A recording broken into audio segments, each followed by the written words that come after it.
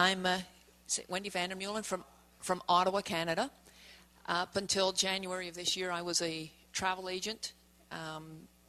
It was my own business, and so I didn't work within an office. And although I tried real hard to make it work, my husband is unemployed, so I just couldn't make enough money on it to pay the bills. So I had to go back to work. So I gave up the travel business in January, but I was in it for 12 years. And my specialty was cruises. I don't know absolutely everything there is about cruises, but I can go through. I've done a couple of square dance cruises and a couple of other square dance trips.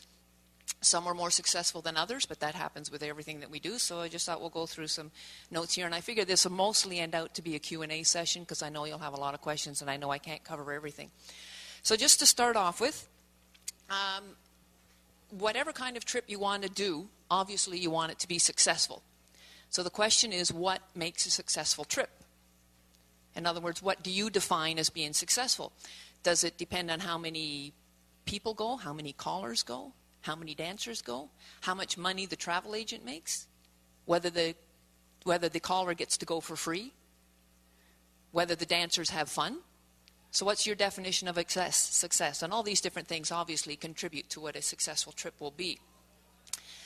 There's a lot of things to consider when organizing a square dance trip, whatever kind it is, whether it is a cruise, motor coach tour, whether you're just carpooling and going somewhere together, whatever it is.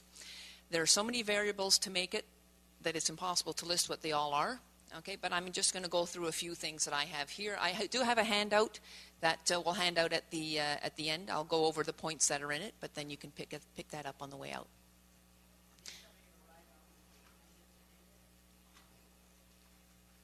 Something to write on. Well, you could take one of these and write on the back, I guess, if you want, if you're going to get one of those anyway. Right. Okay. Consider what kind of group you want. I'll take my glasses off, I'll see better. I won't see you, but I'll see my computer better. Do you already have a group of people who have decided to go somewhere together? Or do you only have a few and you want to open it up to others so anybody can go? Or do you have no one at all and you just say, let's give this a try. I would like to do this and see what happens. Do you have a planned destination and date? Or do you just want to do something somewhere sometime? Do you want to have another caller work with you to possibly attract more dancers? Or have you heard of a caller that's doing a trip and you want to join in? Say maybe I'll get a group of people to go and participate in this event. Where will the dancers that you want to attract be coming from? Are you just aiming locally or nationally or internationally perhaps? Once you have an idea of the kind of trip you want to organize, the best thing you can do is contact a travel agent. I certainly do not recommend that you do something like this on your own. Not only do you not have the time, because it is very time consuming, you want an expert to handle everything. And you can understand that. How many people here are callers? Number of you, okay? As callers, of course, you're not going to have a lot of time to spend on other things because you want to spend your time on your calling. As a caller, you're a professional. So you want people to ask you to do the calling because you're the professional. So if you want to have something done, you want a professional to do that as well. So get a travel agent to help you. They know the right questions to ask, the right people to talk to. They have a better in with the travel companies. Because most travel companies will deal with the travel agent before they will deal with Mr. Joe Blow or Jane Doe. Travel agents will have priority with companies. Main reason being, well, not main reason, but if anything should go wrong, I've got a couple of examples here. If anything should go wrong drastically, let's say, I'm from Canada, as I mentioned. Over the past 10 years or so, I think we've had at least 3 different travel companies, 2 of them being airlines, one being a tour company that went bottoms up, and there were people that were at the airport ready to go, and all of a sudden there was no flight. There were people in destination, there was no way to get home because the company, just like at midnight, it's like, okay, we're not doing anything anymore, too bad. The people that had booked their trips or their flights with travel agents got out before anybody else because the travel agents had priority with the travel companies. 9/11. How many people got stranded because there were no planes flying? the people that got home first were generally the ones that had booked with a travel agent. So you always want to deal with the travel agent as much as you possibly can. However, you still need to know what you want from your trip, because if you're organizing it, obviously it's your responsibility to make sure that the travel agent gets the proper information to do the trip for you. The travel agent will work out the details, but you have to tell him or her what it is that you want and what it is that you expect. And then I have here 2 words: and negotiate. The travel agent is, I can speak from both sides now. As a travel agent, of course, I would be in it to make money. Okay, and I want to make as much as I can, just like we all do in anything we do. But generally, there's flexibility. And you have no idea what the travel agent side of it is, but you can understand that there has to be room for flexibility. So don't hesitate to negotiate. Talk them down as much as you can, or get as many freebies or whatever you can. Work at it. They will be there. They will be there. You just have to know how to ask the right questions and get around to it. But don't forget that it is the travel agent's job. So don't negotiate. Well, I don't think they would let you, but don't ask for so much that it's impossible. The travel agent will say, I can't do it for you. I have spoken to some callers who expect that if it's a group, then they should be able to go for free and won't have to pay anything. So now speaking once again from the travel agent side, travel agents can promise you a lot, but they can't. I could never promise them for free. I'd say you can expect to pay considerably less than the people that go. And if you do get a lot of people, like if it's super successful, it will turn out being free because you'll get enough money back that it'll reimburse you. But never, I would say don't expect that ahead of time. Just expect to go a lot cheaper than everybody else, and then you will not be disappointed. Okay, now I've got part of this handout that I'm going to go through rather quickly. Square dance cruises are a big thing right now. We've got several flyers here that I think Bill's going to mention some of them. They seem to be a big thing lately, but there's any kind of other tour that can be done. But I'm just going to go over some cruise information. Mainstream cruise companies, and those are the ones that we consider that most people know about, that in order of least expensive to most expensive are, you've got Carnival, then Norwegian, Royal Caribbean, Princess, Holland America, and Celebrity. Those are the 6 that I consider the most mainstream cruise lines. They're the ones that have the bigger ships that attract the most people. Princess, Holland America, and Celebrity are very close price-wise, I find. But and they're a little more on the expensive scale. Then you can go, if you really have people that don't mind how much money they're spending, you've got premium cruise lines such as Seabourn, Sea Dream Yacht Club, Regent Seven Seas, Crystal. And then you got specialty cruise lines, Orient, Windstar, Paul Gauguin, and European river cruises. I would love to do a square dance European river cruise. Would love to. Avalon, AMA, Uniworld, and of course there's many, many more. Destinations. Caribbean obviously is going to be the least expensive because it's closest. Okay. Western Caribbean is the cheapest Caribbean cruise to do. Port charges are less, whatever. And then there's Eastern Caribbean, Southern. Square dance cruises have gone to Bermuda, Alaska, Panama Canal. You've got the U.S.-Canada East Coast. You've got the U.S.-Mexico West Coast, Mediterranean, and then going further afield, South Pacific, Black Sea, Transatlantic, is another one I would love to do someday, Hawaii. Basically, wherever there's water, there's going to be a cruise ship of some sort. Time of year. Caribbean, you can go year-round. I did one cruise once in the Caribbean in the summertime. I will never do it again. It's just way too hot. Even if you are on the water, it's way too hot, but it can be done. Bermuda, April through October. Alaska, May through September. Panama Canal, year-round. Mediterranean, year-round. European river cruises, mostly April through October. I even put this one down, Antarctica, November through February. Just throw that in. Just my husband's dream is to go to Antarctica sometime. But so depending on what time of year you want to go on a cruise may dictate what cruise you choose to do. And then price, right? Well, not every cruise does every itinerary, so that, you know, all these different things that you decide you want to do will sort of dictate what you end up doing.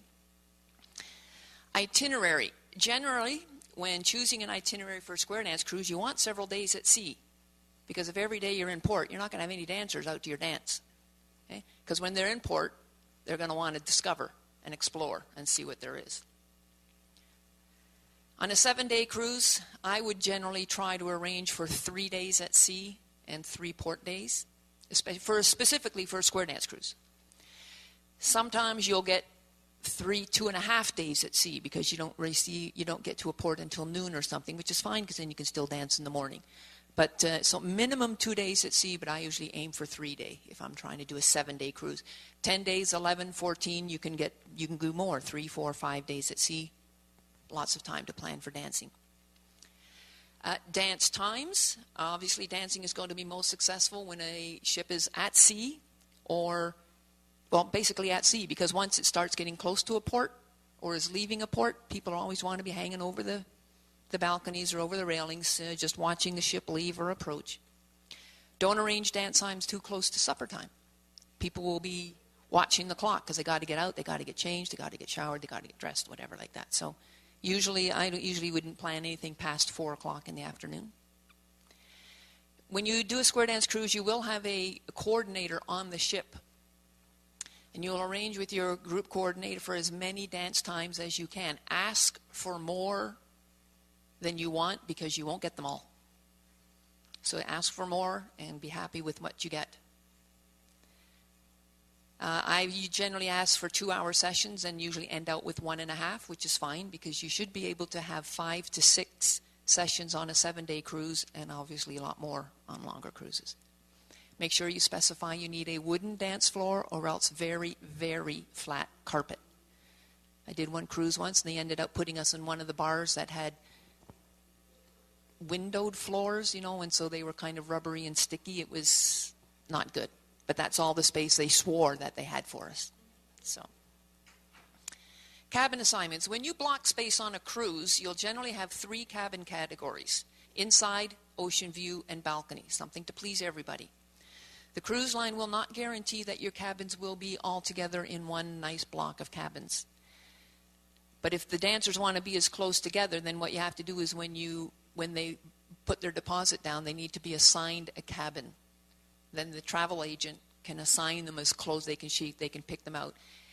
If they're not assigned, then, well, you could be upgraded. If you don't assign a cabin, you could be up, which is nice, but on the other hand, you could just be scattered all over the ship and not near anybody. So you have to decide or ask the people what they decide. If they would rather be close together, assign the cabins, and generally that's what they'll go for. They want to make sure they're all close together.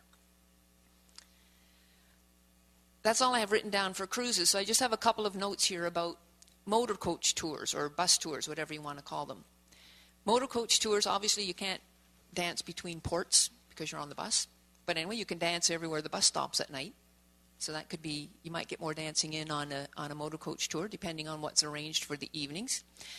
However, to me, the idea of doing a motor coach tour would be, like, I would love to do one of Germany because there's so many square dance clubs in Germany.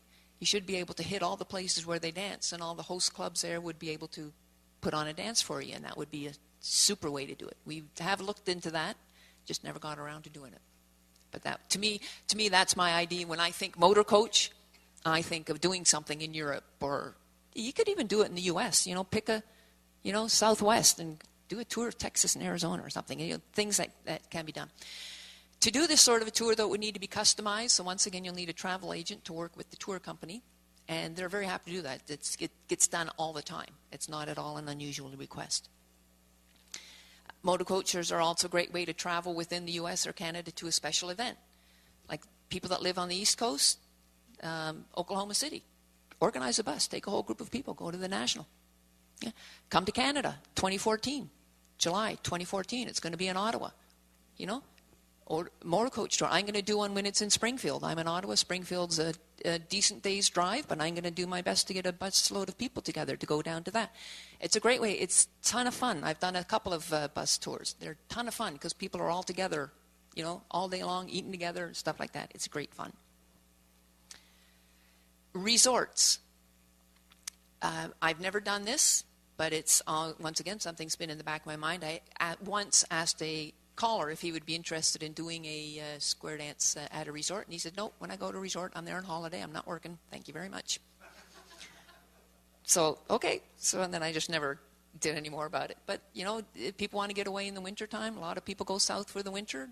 Grab a group, grab a caller, go to a resort. You don't have to move around. You know, you can set your equipment up.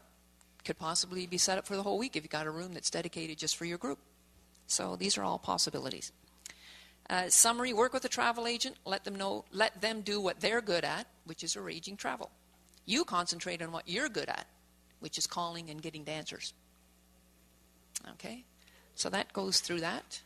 So it's that the focus on that was cruises, because that is what a lot of people do. It's very popular. And do you want to say something, or do we open it for questions, or let Bill have his turn? I'll say a little something, then I'll open it for questions. Years back, I talked to somebody about taking square dance cruises, and someone said, well, it's real easy. You just talk to the travel agent. I never did it. I waited. I never did it. Well, I've been on several square dance cruises, and after the last one, and knowing that Wendy and I was going to be sitting here, I spent some time talking with John Manning, who does a lot of square dance cruises out of Florida. And I said, if I want to come from scratch, and I've never done a square dance cruise, what do I have to do? And he said, tell me. I said, no, what do I have to do? And he said, tell me. And what he does, I brought some of his cards, and I got some flyers. I got some flyers for different square dance cruises up here. But what John said, he said, Bill, you come up to me and say, I want to do a square dance cruise. I not only will create the flyer, help you with your itinerary, you tell me where you want to go, tell me the names of the callers. That's all you need to do. I said, well, how much money do I have to give you? He said, Bill, tell me what you want to do. Now, the thing that surprised me when I finally started calling on a square dance cruise, setting up the call on a square dance cruise, was somebody said, well, if you book, in this case, 6 for each 15 cabins, you get the 16th one free. So I'm thinking, wow, the cruise is free. Not quite. There's port charges. So you and taxes. And port charges and taxes. So you have to come up with how to pay for port charges and taxes. The cruise that Phil Farmer put together says simple. We're going to charge $75 for the dance package. We get enough money. The callers get reimbursed for their port charges and taxes. So your cruise could be free. You could set it up that way. That was done from a different agency out of Las Vegas. That wasn't John's. Travel agencies, as she said, are your best friends. You simply walk up and say, I want to do a square dance cruise. I've got 3 callers. We have these dates available. What can you do for me? The travel agent then not only does that, but he works to help you get your space to dance. Helps you with your ship coordinator once you're on there, so you know who to talk with. And based on that, I never knew it would be that easy. And it really shocked me, because I kept waiting. Oh my gosh, what do I have to do? And John says, ask me. So that alleviated tons and tons of fear from my mind as to how to go, because I was thinking to myself, well, if I've got to reserve 150 cabins, that means I got to shell out a deposit on all these cabins. And then if they don't take, how much money do I lose, etc. No. Just walk up, talk to your travel agent, and say, we're going to do a square dance cruise. This is my callers. These are the dates that I want. Can you help me? Now, questions? I'm just going to mention, he said about charging $75 to dance. On the cruises I've done, we've never done that. If you want to dance, you have to sign up with this group. You can't sign up outside of the group. So you have to sign up as a group. One of the flyers here is mine, the Panama Canal Cruise. The way that we've arranged it is the callers were Ted and I are paying our own deposit. And then we get a certain amount of money for every dancer that goes. And so we're working hard to make sure that we get enough dancers that will recover our cost. Because of the free cabin thing, obviously once we get the 16th person or 15 couples, our cabin is free. So we don't have to worry about paying more than our deposit. Okay. But then we keep getting money as more people. So if we work really hard and get enough people, then we can even make a little bit of money on it. It'll cover the costs that we have. So there's different ways And that's what you have to negotiate with your travel agent, different ways of doing it. Obviously, you would love to go for free, and the harder you work at it, the better chance there is, but you have to work with your travel agent. Okay, now we have questions. We have to use the microphone, so I'll run around because I've got the cordless. State your name and where you're from. This is Dora Olson from Kalamazoo, Michigan. Just wondered, on the river cruises, do they allow square dancing? Would they arrange for square dancing on a river cruise, a European river cruise? I'm sure they would. If you're a group, any cruise line of any sort, if you've got a group going, they will ask you what kind of group do you have, what kind of facilities you need, what do you want to do while you're on the cruise. So. Mike Krupar from Silver Spring, Maryland. Yes, absolutely. The river cruises in Europe will do square dancing. And the nice thing about doing river cruises in particular in Europe, the river cruise boats stay in dock overnight. So it gives you a perfect opportunity to have an evening dances. The Delta, the American steamship, the Delta Queen, the one that goes up and down the Mississippi, that's a great place to do a square dance cruise. The ship is brand new. It's not as nice as the big lines, but it's a great opportunity to get that whole flavor of the paddle wheel and that kind of thing. But sure, the river cruises will definitely work with you. Any other questions? Okay, Lillian Gallagher from Florida. I have taken many square dance cruises as well as other cruises. One particular cruise that I did really enjoy, it was the 7-day one, and Mike Sikorsky was one of the callers. But what I liked best about that cruise was the communication before we took the cruise. We knew exactly what was going to happen when we got on board, where we had to meet, where we picked our dangles up. All that communication was very, very useful to me. And I didn't get that on the last one. I don't know if you had. I don't remember getting the communication before on the one we took in February, but that's my comment. Obviously, communication is very important. I know the last square dance cruise I did, one of the comments I got was that they had never gotten so much information before a cruise than they had with this one. And it's like, I'm always so afraid. When I did them, I was always so afraid that I would miss something that I think I gave them so much more than what they needed. But that is very important. And if you're the one that instigated the group cruise or the group tour of whatever it is, make sure you talk to the coordinator or the travel agent, whatever, and say, if you're missing information, and another thing, never hesitate to ask questions. Never hesitate to ask a question. You're not going to get an answer if you don't ask. Email is very important, because you can't be phoning everybody with all these bits and details. You do have to have email. You had a question? Nancy Coos, Conifer, Colorado. When picking a travel agent, if you're going to a special part of the world, you need to... Can any travel agent take me anywhere in the world? Or should I not do that? People think that all travel agents know everything. It's not true. It's not true. However, choose a travel agent, and hopefully, if the travel agent can't help you, they'll be honest and say, listen, I know somebody that specializes. So you would want somebody, first of all, somebody that specializes in cruises. If you want to go to some really exotic place, like I said, that when I was at my business, I specialized in cruises, but I really only did the Caribbean. If somebody wanted to go to the South Pacific, I don't know if it's different or their visa requirements and that sort of thing are going to be different. It was like, yeah, for certain places you do. So it's always good to find it and ask, do you specialize? Can you help me with this? And you got to have, because you got to have, finding people that specialize is the best thing that you can do with any tour. Mike Krupar again from DC. I'm a travel agent as well as a tour operator. So coming from where you're saying, I'm sure if someone were to come up to you though and say, I want to do a South Pacific cruise, you would know where to go for the resources. And like you say, maybe suggest somebody in that direction, or say, I can help you and I also know someone else who I can help with. So going to any travel agent, again, like she said, they're dependable, they're reliable, they're going to help you get the information. It's knowing where to go for the resources.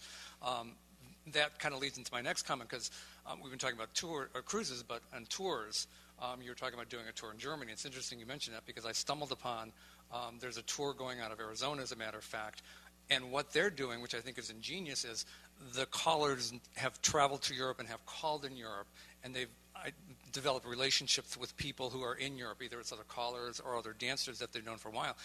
And they're actually being asked to help lead the tour.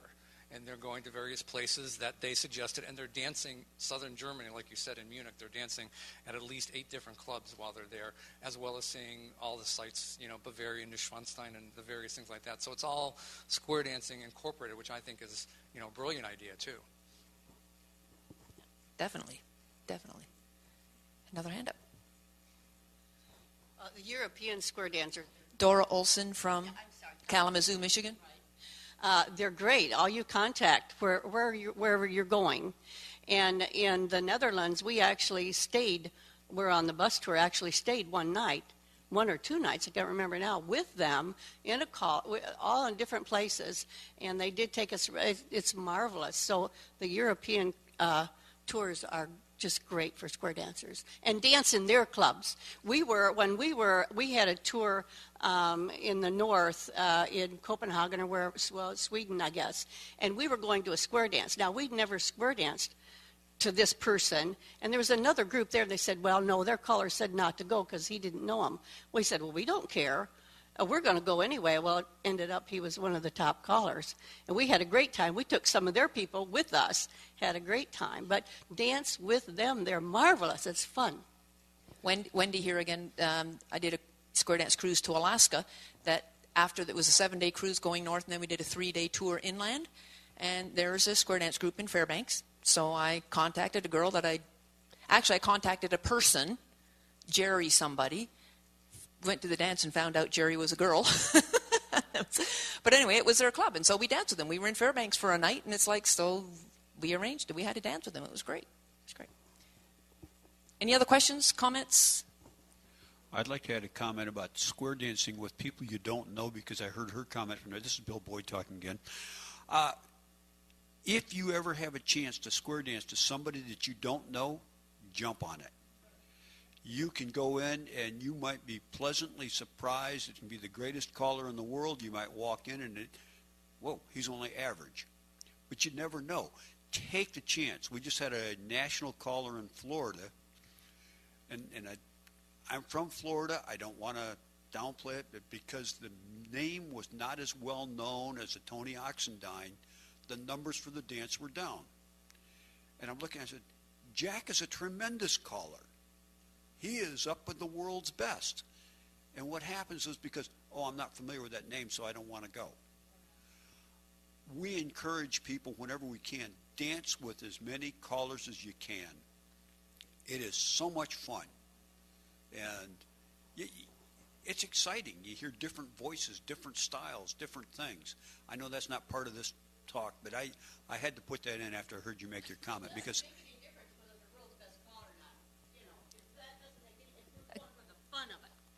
just for the fun of it. Exactly. I want to mention outside of cruises about the different tours. I did a motor coach tour to the Indianapolis National a number of years ago. There was a small group, but we had a riot on the bus going down, coming back.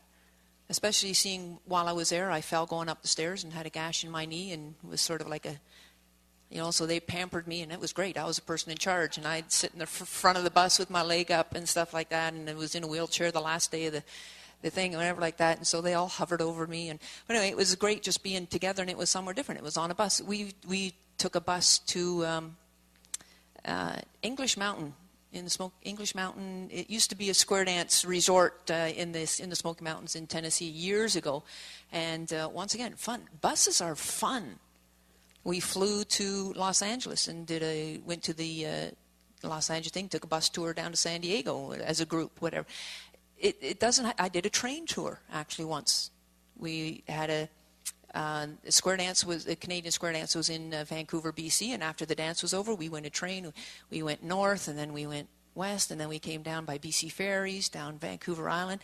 And once again, we didn't dance. Actually, there was no dancing involved in that one. That was a tour with square dancers. There was no dancing in that, but that was a lot of fun. Square dancers, we've all heard the term, any square dancer that you don't know is a friend you haven't met, right?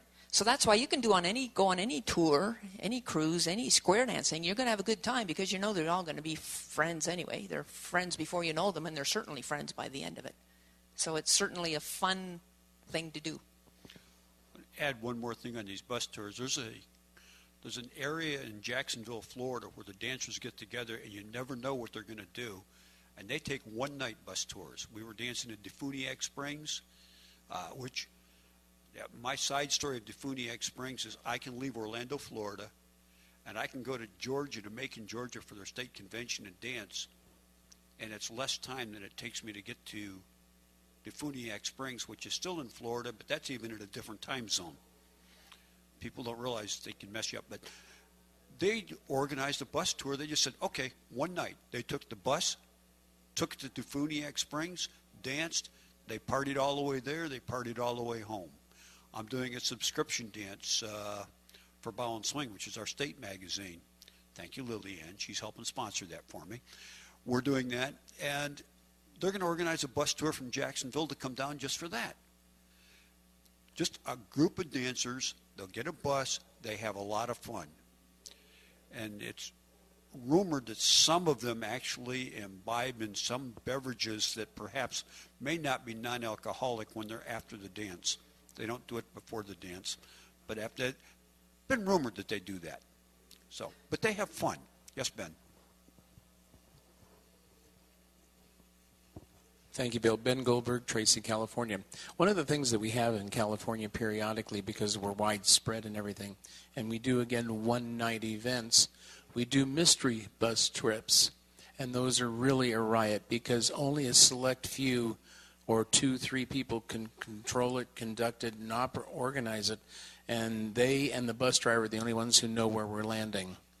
And that gets to be an absolute riot. And yes, there's strong refreshment on the way back sometimes. Depends upon who's driving and who's not. We have the designated drivers.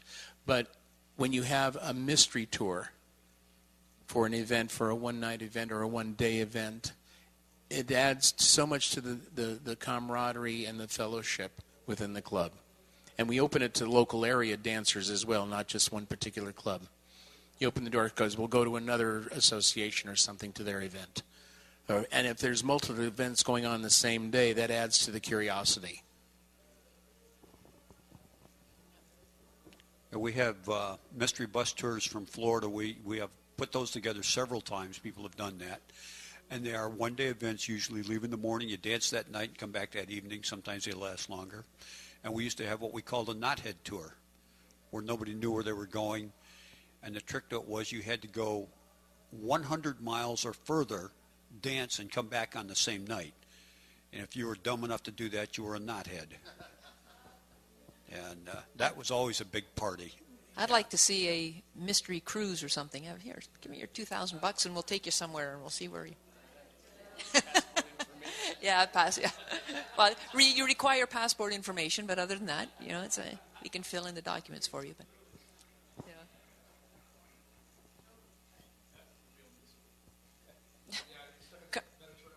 yeah, Carnival. Carnival is still going to be used for square dance cruises because they are the least expensive, and for people that live in Florida, the Gulf, you know, and even Los Angeles. Well, not Los Angeles so much. They're such no I know, but I mean they don't have the cheaper cruises. The cheaper ones are from like you leave from Galveston or New Orleans or something, or Florida, like something that you object. Well, okay, Dora had her hand up first, so we're going to go back to Dora here. No, for those of you who have done a lot of cruises, which is the one that you really stands out to you, the place that you went or the cruise that you went on that you really enjoyed? Really? Yes. Overwhelmingly Alaska, people are saying here, okay? Ben? First, my objection is there are cheap cruises out of L.A. We call them 3 and 4 days. They go to Ensenada, and Santa Catalina Island. And those are very inexpensive cruises. And sometimes if we can set it up, we dance at the old Avalon Ballroom, which is historic from the World War II era people. You asked the question about memorable cruises. I have two. One was my wife's and I 10th anniversary, and it was a mystery cruise for her until 2 weeks before when I told her where we were actually going, because what she had to pack. It was a square dance cruise to Alaska, yes. The other one was after the 2001 National, we had the Super Cruise, where it was 7 callers, the Ghost Riders, and about 250 people partying. That would be fun. That would be fun. Mike Krupa again from Silver Spring. And for a plug, I would also, Alaska by far. I mean, it's one of those things that I would definitely go back to Alaska. I've done the Caribbean, but Alaska by far. But the other one would be the Panama Canal. The Panama Canal is just a fabulous wonder as far as transportation is concerned. And if you have an opportunity to do that, people don't think about it. Make sure, as Wendy was saying before the meeting, make sure you get on a cruise that actually transits the canal, because they do have some cruises that go in and turn around and come back out. But if you get one that goes transit all the way through, it's a well, you can pick up the cruise in Florida, but then you have to come home from somewhere on the West Coast, whether it's Acapulco or from Los Angeles. That actually is a good point as far as air or transportation to cruises. I do have one that's doing a partial transit of the Panama Canal, so we leave from Fort Lauderdale and we come back to Fort Lauderdale, so it just makes airfare inexpensive. The one time I did it before, we sailed out of San Juan, Puerto Rico, and came home from Acapulco. Now, cruise lines will offer you airfare. They will arrange the air for you. Or you can book your own air, however you want to do it. I found that the cruise that I did that was started in San Juan and ended out in Acapulco, the cruise line by far gave me the best price. Because it is in and out of the same city, generally the airline will probably give it pretty cheap. But because it was in one and out of the other, I couldn't find anything cheaper than what the cruise line gave me. So make sure you investigate both. Make sure you investigate both ways. It can be one or the other. Nancy? Nancy Conifer, Colorado. You had mentioned that if you book the square dance cruise, bus or whatever, let's say cruise, that if somebody tries to book it on their own, they can't participate? And what if they can book it cheaper than you can? The whole point of putting together a square dance cruise, okay, is so that if you want to be part of the group, you book with the group. Okay, there are pretty much any time, any cruise is going to be available cheaper than what you bought. Somebody is going to find it cheaper. That's going to happen. The thing is, if you want, generally the group, because they will have private gatherings, okay, which are private, and they will lock the door sometimes, not all the time, but sometimes they will. They generally will give you a freebie. They'll throw something in for you, okay? And it's the whole point of being part of the group. Yeah, I don't know. That's, to me, it's like the alternative is to, if they book their own, then you charge them participate in the events. That is a possibility. Ben had his hand up for. Wendy brought up, Ben Goldberg, Tracy, California. Wendy brought up a valid point about that, and the young lady up front also brought it up. We've had that experience in the cruises that I do. We prefer that they book through our cruise agent because of the extra perks we get for bulk numbers signing up. But when we do a square dance cruise, we treat it as if it's a festival. You have your transportation and you pay for the festival separate. We have a separate fee if they want to join our group and participate. And that works better. That way we also have greater control, because when you book it as a one fee, what if you're traveling with a family member that doesn't square dance, or you're bringing a spouse or a child or a parent or something like that that doesn't participate? So in fairness to that, we book the cheapest fares we can get that the cruise provides, then add on a surcharge to join our group, because we have that opportunity too. Another thing I want to mention, if I can get off the topic, and I don't know if this was mentioned because I had to step in late. When you're booking your cruises, check the facility, the ship you're using, and make sure there is a place for you to dance. I've been on a couple cruises where we had to scramble for space to dance. So check the equipment you're going to be using. When I say the equipment, the particular ship, that they have either a conference room or it's private deck space or something. where that opportunity is available for you. Check with the cruise line that they've worked with dancers before, because there have been a plethora of square dance cruises around for many, many years. But make sure the ship you're sailing on can accommodate the activity you want to promote. Yeah, communication. Somebody else was going to say something. I want to, this is for the callers that book the tours and things, that if you do this and you've never done it before and you get together with a few other callers, the best thing to do then is say, okay, I'll bring a speaker, you bring the stack, you bring this, so one person doesn't have to bring everything. Right. Each person can bring one part of the equipment. Each person knows what they're responsible for bringing. Of course, you all bring your own mics and cords, but other than that, that divides things up so everybody doesn't, one person is not responsible for setting up the hall. That's a lot of stuff to bring on board. Well, we've talked about that with other people before, too. I talked about. And for you callers, when we do it, I'm always the one that takes the speaker, because I have a Hilton 1LB. It's about this big.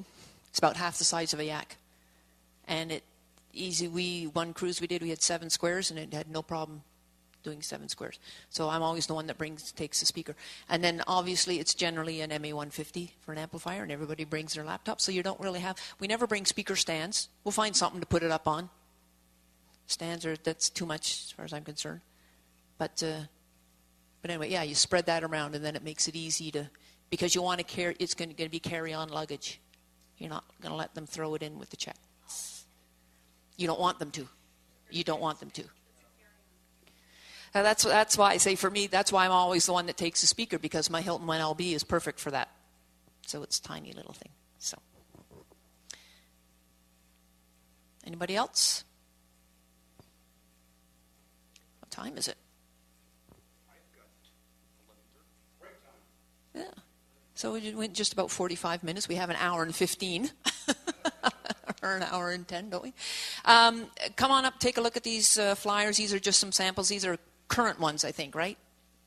These are all current flyers. They're all that are current up here. flyers. And the reason that we have a question in the back, but the reason I asked Ben Goldberg earlier about who was going to handle the sound for the ship, because Ben is probably the best sound man I've ever met. He can do more with electronics than anyone. So, okay. Okay. Dora again? Yes, I just want to know what kind of problems that you have faced when you have taken tours with the groups. What kind of problems? And how did you solve them? Okay, problems can vary. Now, one of the things about a cruise, any cruise you go on, there's always the opportunity for bad weather. Right. Okay? If you're on some cruise lines, and I don't want to mention any one in particular, there's always a chance that the ship could have problems. I was not on that cruise.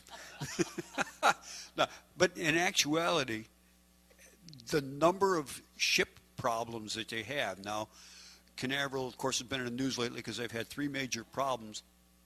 They're sailing probably 40 ships a day, 7 days a week. You consider the number of problems, it's pretty small. That's the largest cruise line in the world, which is one of the reasons they're the cheapest, money-wise. So weather could be a problem. People do get seasick. You can usually take care of that before you go visit a doctor. They have today's technology, and most of these ships have got really dynamite stabilizers, so you don't have to worry about getting seasick. Some people are determined to no matter what. That's one problem. A second problem is, if somebody told me a long time ago, when you book a cruise, when you want to get off the ship and take tours, book it through the cruise line itself, because otherwise, if you go off and they say, okay, we have an 8-hour tour, we'll be back at least an hour before the ship sails, and something goes wrong, and you're off 9 or 10 hours and the ship leaves, you're in trouble. If you've booked it from the cruise ship itself or the cruise line, you'll be taken care of. If you didn't, you don't have to be taken care of. So that's the second problem. People always on these cruise ships, I always recommend when you get to a port, get off. That's what you're going there for. You're going to see something different. Go enjoy yourself. then get back on the ship. The square dance cruise ships that I've been on, we've always danced at night. You'd mentioned different times. We always danced after dinner. And now I want to make one comment for callers, and then I'll pass it back to you. Callers, when you show up to call your dance, don't show up in grubby clothes with a beer in your hand. Even though you're on a cruise and it's relaxed, you can dress down. You don't have to have square dance clothes on. But don't show up boozed up and grubby clothes and calling. After the dance, go ahead and imbibe all you want. But before the dance, please don't. Okay, about the calling Ben. time, you said you only call at night on your square dance cruise. We never do. The ones that I do, it's only during the day because there's so much going on at night on a cruise ship. There's more going on at night than there is during the day. And the entertainment shows, I don't want the dancers to miss that. To me, it's the entertainment at night is one of the big parts of the cruise. Of all the cruises I've done it two ways. One is the evening. I am Ben Goldberg, Tracy, California, last I checked in the mirror. I'm sorry. I've done two ways. One is evening events, and that was the super cruise because we had to set the band up and everything. And we became ship's entertainment when we had the band. On other cruises, when we are days at sea, we set it up as 3 sessions: a morning session, an early afternoon, a late afternoon. Again, so we can take advantage of the evening's entertainments. And if you're the caller and you've got a group there,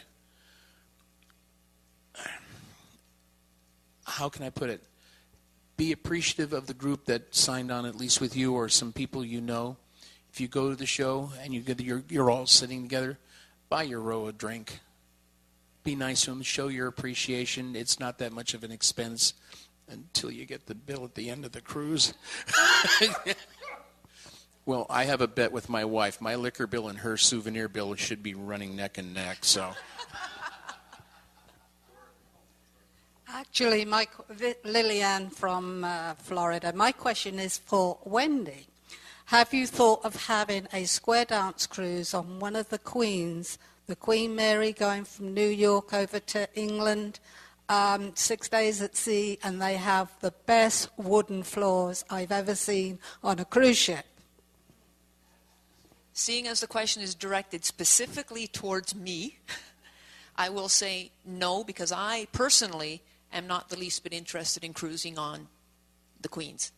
To me, it is too, from people that I've heard that have gone, it's too formal. I don't mind dressing up, being formal. Apparently it's still this sort of stiff upper crust sort of a thing that I'm not the least bit interested in. I would look at another cruise. I will tell you about the 6 days at sea. I wanted to do a cruise once to Hawaii.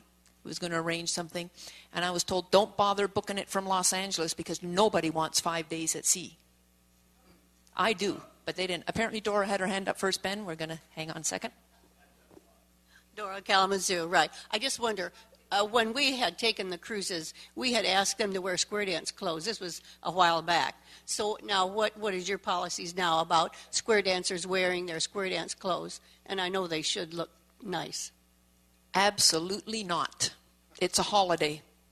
It's a holiday. And if it's a 7-day cruise, to me, you should be able to go with carry-on luggage because you'll have so few clothes with you. It'll be bathing suits and shorts. Neatly, of course. There are always some that will come. Many will take their dance shoes. Okay? But other than that, no, it's a holiday. Whatever you would take on a holiday, take on a square dance cruise. Ben. Ben Goldberg, Tracy, California. And remember, what goes on board ship stays on ship until it gets on Facebook. I've done a cruise from Vancouver to and through the Hawaiian Islands. And there were several other events going on. We were able to dance maybe once, twice a day instead of having 3 sessions a day for 5 days at sea. The first day at sea was a little rough because we had not stormy weather, just rough waters to deal in. And people are still getting used to that. And part of the thrill of it all, shall we say, is calling on board ship and you're going through chop water and you call something simple like Relay the Deucey, and you see them wandering all over the room trying to get through the call. But you don't want to overpower them with an intense square dance suite. Let them enjoy the activities on board ship. segue to getting into the islands. We had prearranged with 2 of the clubs in the islands that when we were in port, we got off the ship and they set up a special dance at the port for the people cruising. We didn't have to bus them anywhere or run them anywhere. So we had, because there's several clubs in the Hawaiian Islands, and we were able to have fun with them. That's always nice when there's local. Dora, again, you should ask for what you want. We went to Hawaii one time on New Year's. We were going to be there New Year's Eve, and we contacted the club there and asked them if they had a dance, and they said no, they'd never had one. Well, they made one up. It was fantastic. So ask. That was the same thing with us in Alaska. They didn't normally dance the night that we were there, but they put something together for us. And most clubs will do that. They're just so excited to have, like for us, for them to have people from Ottawa, Canada. Oh, that was so great. Yeah, they put dance together. Did someone here have the hand up? When was Jim Gallagher from Florida? When was the last time you were on one of the Queens? Oh. Well, how did you know that's not a nice ship to have a square dance? No, I said that I personally, it may be a great ship for a square dance, but from the few people that I've heard that have gone on the ship, it's too formal, too stiff. So I don't, and I like the mainstream ships that I go on. Like I love Royal Caribbean. I love Princess. So I have enough choices to me, and on the ships that I like do transatlantics as well. The cruise we did through the Panama Canal, it was on a Princess ship. We danced in the aerobic studio. Beautiful wooden floor. So you just have, like Dora said, make sure, or somebody said, make sure you ask.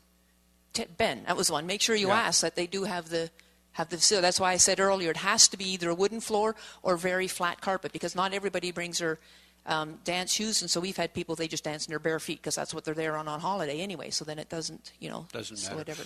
We were dancing, we were on a cruise 2 years ago, and we started dancing, and we ended up with more people dancing than they thought, and they arranged it with the cruise, and they moved us to a different part of the ship where we had more room. There were several people in it, and it worked out very well. You can ask for things. One of the underlying things that I think we're hearing here is that if you book a cruise, ask questions, but most importantly, people go to have fun. Make sure that everybody has fun.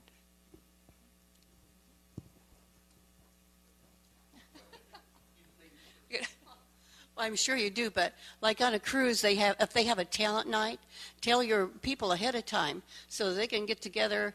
Like one time we won a bunch of champagne just square dancing or whatever we did. But if they know it ahead of time, they can come up with something they can do on a talent night or anything special like that they can. How long ago was that? Oh, a while. The last, I don't know how many cruises I've been on, they don't do that anymore. Yeah. It's been 5 years since I've been on Carnival, but they didn't even do it then. Okay, fine. Wrong ship. Anyway, Carnival.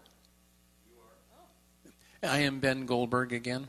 One of the fun things, and this is an anecdotal story, with the last cruise I did, Square Dance Cruise, was in October this past year. We did the Atlantic Northeast Coast, Boston, Portland, Maine, Halifax, Nova Scotia, St. John's, New Brunswick. And they gave us the discotheque. I got friendly with the technician that runs the room, and at one session I snuck over there, and he went at a wink in my eye. He lit up the floor while we were dancing. So you can have fun because the cruise personnel know you're there on vacation. You get friendly with them, they'll play with you. So. Very true. No, they couldn't light the path of where you're supposed to go. That's it. While we were talking, just one other thing that I was thinking of. People often ask me, what's your favorite cruise line? I've cruised Carnival, Norwegian. Well, I've cruised all the ones that I mentioned. Carnival, Norwegian, Royal Caribbean, Princess, Holland America, Celebrity. I've been on them all. And they ask me which one I like the best. And I can't really say I have one that I like the best. There's different things about different ships. And so then I go through Carnival, unfortunately, with the problems they're having. But still, like I said, Bill says, they still got tons of... Carnival ships are terrific. You know the hotel, the lobby, you sit down there and you look up and you see all the That's exactly what a Carnival ship's atrium looks like. You walk in and you look up 14 decks to the sky. It's covered, but there's a skylight, and they have a bar right down there, and at the right time of the day, you're sitting 14 decks in a ship and the sun's shining on your back through the skylight. It's just really, really cool. Norwegian, I just like the way their ships look from the outside. They all have these fancy paint jobs, which are really, really neat. And they were the first ones to introduce anytime dining. You can eat wherever you want. Norwegian Epic, absolutely gorgeous ship. I can't wait to get on the breakaway. Beautiful ships. Princess, the service on Princess to me is second to none. We've gotten the best service from the ship's crew, from the dining people in their on Princess. Holland America, their staterooms have a tendency to be just a little bit bigger than the other ships. So if you have an inside on Carnival, an inside on Princess, an inside on Holland America's probably going to be the biggest one. So when you compare same categories, that's what we find. Royal Caribbean, if you've been on a Royal Caribbean ship lately that has what they call the Royal Promenade, nothing compared. If I had to pick a favorite, I'd say Royal Caribbean, only because the Royal Promenade, which is stupid because it's even inside the ship. Don't we go on holidays to be outside? But because it's the length of 2 football fields. It has cafes and shops and vintages and the barber shop. And it's just a real neat happening place. Celebrity is known for its superb food. We've been on Celebrity once, and we got off the ship and looked at each other, my husband and I, and say, why is Celebrity so much better than anybody else? We couldn't figure it out. We did one cruise with Celebrity, and we couldn't figure out if we liked anything particular about that. To us, it was a good cruise, and that was fine. But the others, so there's different things too. So depending on what you want from your cruise, may dictate what kind of ship you choose as well. And of course now the Royal Caribbean with their Oasis of the Seas and the Allure of the Seas, which for those of you, have you heard of them? 6,400 passengers when there's only 2 in a cabin. So as soon as you get 3 or 4 in a cabin, there could be 8,000 passengers on board. Was the easiest check-in I ever had, was going in on one of those ships. They are so organized that it was the easiest check-in I ever had. And to be that big, they have to be more organized. They've built their own special terminals, so that they can arrange things a little bit differently. So they have to be organized because they know that there's nothing that we as humans hate more than standing in line. And so the check-in, they'd broken up the ship into different sections, and whatever section you were in, that's where you went to check in. And so took nothing at all. Is there anybody here who has never been on a cruise? One. Okay. One of the suggestions I make to people, now some people may disagree with this, is if you ever book a cruise, pay the extra, get a balcony. Definitely. Oh, definitely. Oh, yeah. Oh, yeah. I was in an inside cabin once because it was a travel agent special, and they let me go, and it's like they told me what cabin I was going to be in. And to be honest, I was grateful for the opportunity because now I know why I will never, ever, ever do it again, and why I will tell people to never do it. If you like sleeping in, if you compare an inside cabin, and some people say, well, we never spend time there anyway, and I tell them, you know what? When I wake up in the middle of the night, or when I wake up, I don't want to have to look at the clock to know if it's daylight. Did I wake up because I finished sleeping, or did I wake up because I have to go to the bathroom and it's still the middle of the night? If it's daylight out, okay, I've done my sleep. Somebody said once, to compare what an inside cabin is, okay, go home. Do you all have walk-in closets?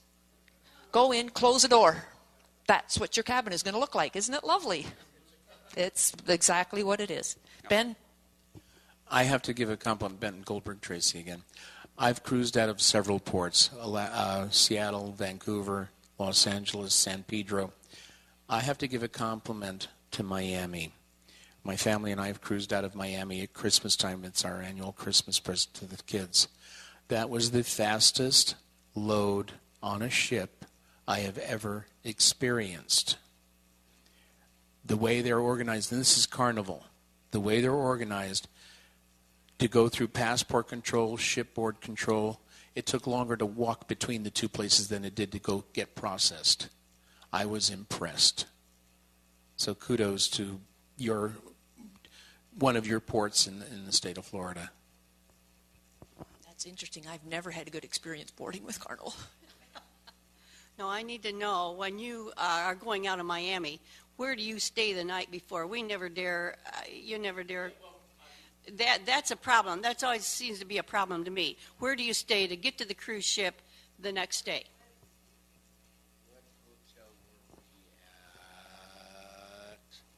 Had the whole family. I had my travel agent set us up a hotel with conveyance to the port the next day. I live in California. By the time we can get to Florida, the ship is out at sea for a couple hours already, so we have to spend the night before.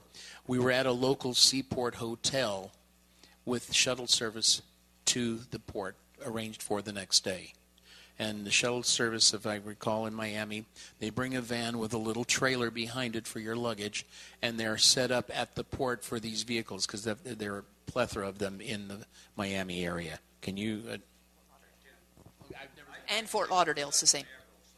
I've only been out of Canaveral once. Yep. Any? The, Don't know how France. most of these places now are set up to get you through rather expeditiously. They work at it because it's a lot of money for them to get you on board that ship, because the minute you get on board a ship, if you've never cruised, somebody's there to offer you a drink and pick up your little card and swipe it real quick. And all of a sudden you just paid $5 for your welcome cocktail, or $7 or 50 cents or $10 or whatever. They want you on board that ship right away because the bars are open when you get on board ship. So, yeah. Before you can get in your room, the bars are all open. Yeah. Another thing, if all this lineup stuff like this, not all boardings are going to be convenient, don't do a cruise. Do a motor coach tour. There's only going to be at the most 56 people, not 6,400 getting on the bus. Okay, so a lot of talk has been about the cruising, but don't forget that there are other trips that can be done that are just as much fun.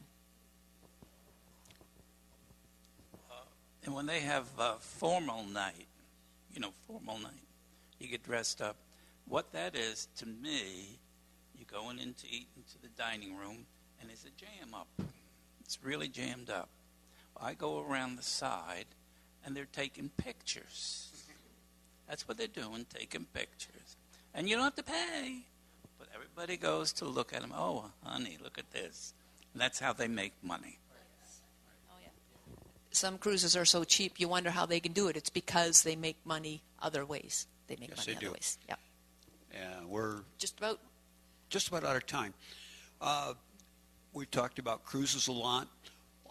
Ben brought up something here I just want to touch on. A lot of places, if you go the night before you take your cruise, you can park your car there for free while you go on your cruise. They will shuttle you. You pay for the hotel room. You get to leave your car there. They shuttle you to the ship. They shuttle you back to the hotel, pick it up. A lot of places, if they don't stay at a hotel, you can find parking. Go on the internet and check for local parking. And instead of paying $15 to $25 a day to park your car at the pier or dock where you're loading, you can find places you might park as cheap as $7 or $10 a day. Leave your car there, and they will shuttle you there back and forth. There's convenient ways to do it. The hotel is probably one of the best ways if you get there the night before. The second thing is, and we haven't talked about this yet for the cruise we're doing out of Miami, get there the night before and set up a dance at the hotel for the night you're there. So when everybody checks into the hotel, you have a dance. Not only can you have the people going on the cruise meet there, advertise it in the local area. Okay, Miami area, there's got to be some square dancers in Miami. Surely somebody there still speaks English. I'm not sure if that's true or not. We have the same problem in L.A. Yeah, but no, there's some square dance clubs down there, some excellent callers, and yeah, we could put something together as soon as we figure out what hotel we want to stay at the night before that cruise and start making arrangements on that. We've got to hurry because it's next February, and we're starting to run out of time already. That was an aside. I'm sorry. Mine's in January, so I got even less time. All right. So I think we need to give Wendy a great hand for putting this thing together. She did a great job. Thank you, Bill. I didn't do it alone. We had a nice long telephone call when we set this thing up. What are we going to talk about? What are we going to cover? So thank you to Bill, too. Yeah. And thank you to the audience. Everybody had good questions, good participation. Don't forget to pick up this little thing here if you're got a little- interested. It's not near as much information, of course, as we got from your questions and stuff, but thanks all for coming. Thank you. Yes, the communications, always, it's big in everything.